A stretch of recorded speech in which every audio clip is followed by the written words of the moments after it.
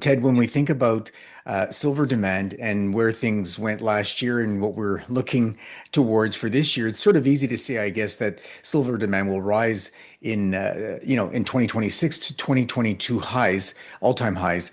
But do we really have the macro conditions that could lead to this kind of global investment boom this year and well past this year?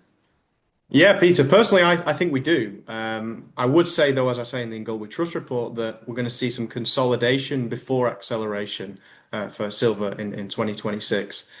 Specifically, I believe that the return of inflation, which is already creeping up back towards 4%, will lift silver back to its all-time highs, much like it did in the 70s when inflation actually averaged around 7% for the entire decade.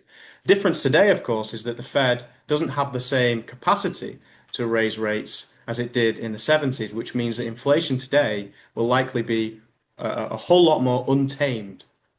I say that because the US had a debt to GDP ratio around 32% in the 70s. And today, the US government carries a debt load of 125% debt to GDP ratio, with interest payments exceeding $1 trillion, which, as you know, Peter, is the biggest expense for the US government, even bigger than the military spending.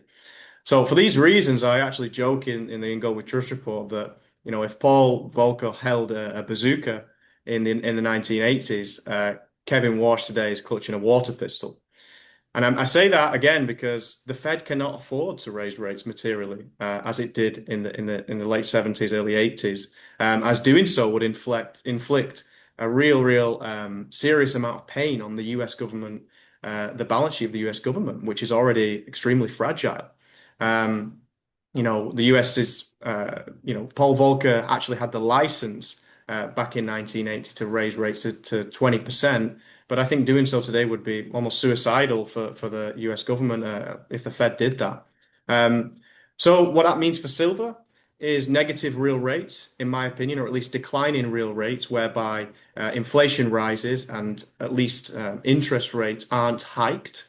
Those same macro conditions were the backdrop for silver's 38-fold increase in the 70s. And obviously, we also had oil shocks from the Middle East and geopolitical uncertainty, the same conditions that we have today. So I do believe that the conditions are conducive to investment demand today for silver. And actually, I believe that they're even better than they were in the 70s with the inability to raise rates. So that for that reason, I believe silver will easily breach $200 by the end of this decade, Peter.